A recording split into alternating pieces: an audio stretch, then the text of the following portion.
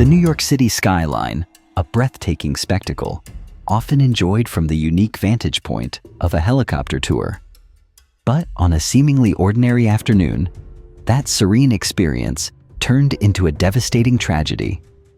A Bell 206 helicopter, call sign New York 39, plummeted into the Hudson River, claiming the lives of all 6 people on board. This is the story of that tragic crash and the questions that remain. The Hudson River, a shimmering ribbon winding through the heart of New York City, is a canvas for countless memories. And for the Escobar family, visiting from Spain, it was to be the backdrop of a cherished celebration.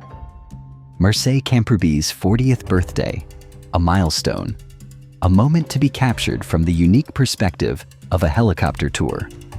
Their chosen vessel, the Bell 206, a workhorse of the sky, known for its reliability and panoramic views. The tour was a familiar path, a well-trodden route along the Hudson, offering breathtaking views of the Statue of Liberty, the towering Manhattan skyline, and the majestic George Washington Bridge.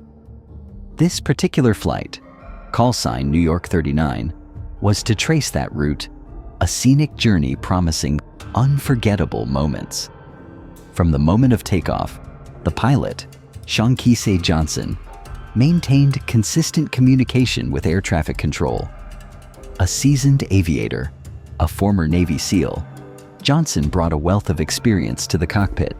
His voice, calm and measured, echoed through the radio waves, confirming positions, altitudes, and intentions. Standard procedures, routine exchanges, the rhythm of a typical flight.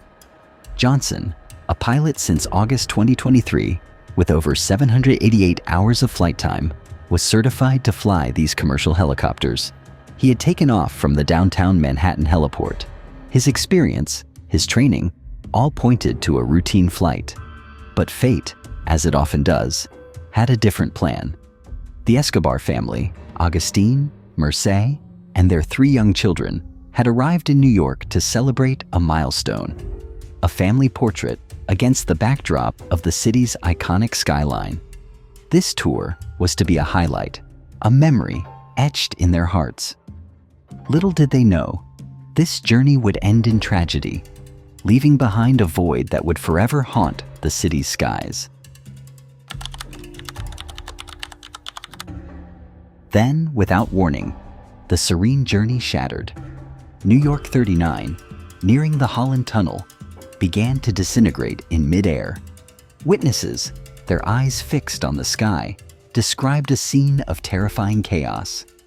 Parts of the helicopter, once a cohesive machine, now scattered like fallen leaves, tumbling towards the river below.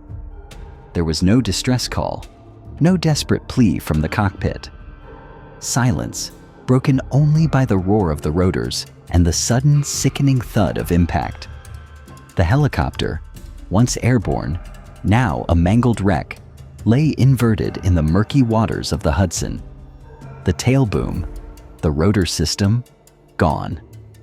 The fuselage, twisted and broken, a testament to the violent forces at play. Debris, fragments of a shattered dream, floated on the surface, marking the spot where lives were lost. Recovery efforts began immediately. Divers plunged into the river's depths, searching for survivors, for answers. The bodies of the Escobar family and Seankese Johnson were recovered, each a tragic confirmation of the day's devastating toll. The helicopter, equipped with flotation devices, remained partially buoyant. A cruel irony, these devices, designed to save lives, now served only to keep the wreckage afloat, a stark reminder of what could have been and what was lost. The scene was one of grim efficiency, of professionals doing their duty in the face of unimaginable tragedy. The river, once a backdrop for celebration, now a silent witness to grief.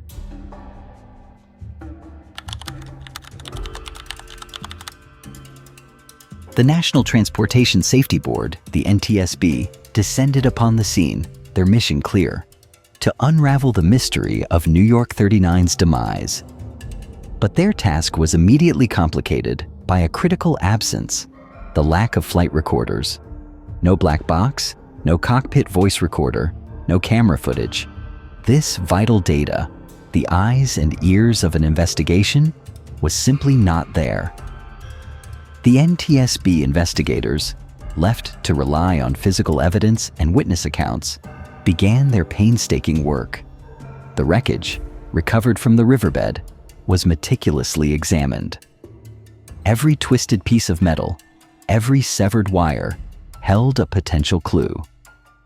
One theory emerged as a potential explanation: mast bumping, a catastrophic failure where the rotor blades strike the mast, causing the helicopter to disintegrate.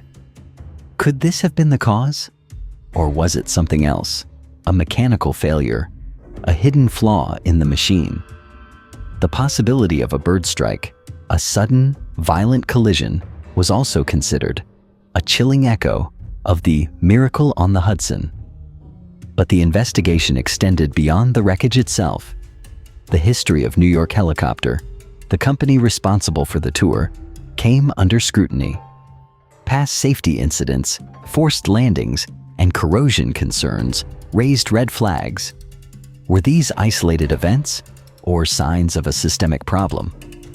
The NTSB's search for answers was a complex puzzle, a quest to understand not just what happened, but why.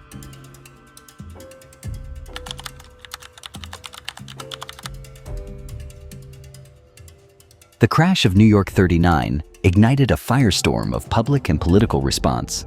Senator Chuck Schumer, his voice filled with urgency, demanded immediate action. He called for a halt to New York Helicopter's operations, insisting that safety must take precedence over profit. The Federal Aviation Administration, the FAA, responded, grounding New York Helicopter. This decision, prompted by the company CEO's controversial dismissal of the Director of Operations, sent a clear message: safety concerns would not be ignored. The tragedy sparked a wider debate about the regulation of helicopter tours.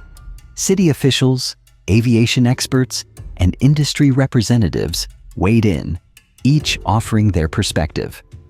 The Eastern Region Helicopter Council, representing helicopter operators, cautioned against a blanket ban, emphasizing the need for a thorough investigation before implementing new regulations. They argued that a moratorium would unfairly penalize the entire industry for the actions of one company. The New York City Council, meanwhile, considered a moratorium on non-essential helicopter flights from city-owned heliports. The debate was heated, with passionate arguments on both sides. The balance between tourism, economic impact, and public safety hung in the air, unresolved. The crash of New York 39 had not only taken lives, it had also ignited a complex and far-reaching conversation about the future of helicopter tours in the city.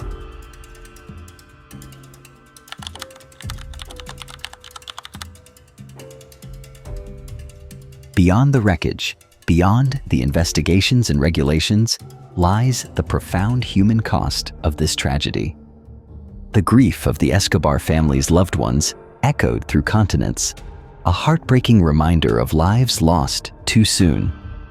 The community, both in New York and in Spain, rallied in support, their collective sorrow manifesting in heartfelt tributes and memorial services.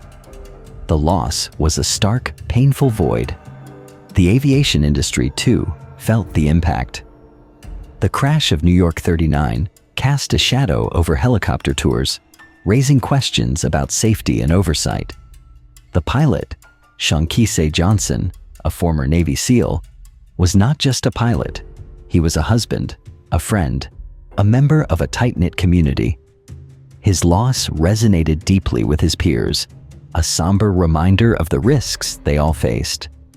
But amidst the grief, a powerful call for change emerged.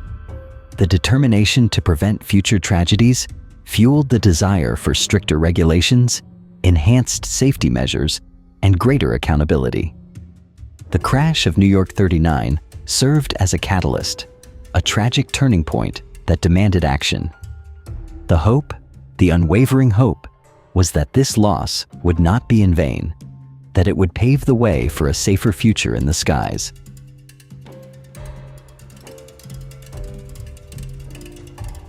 If you found this video informative and want to stay updated on similar stories, please subscribe to Exclusive Crashes. Your support helps us bring you detailed and insightful documentaries. Don't forget to like and share this video. Fly safe and stay informed.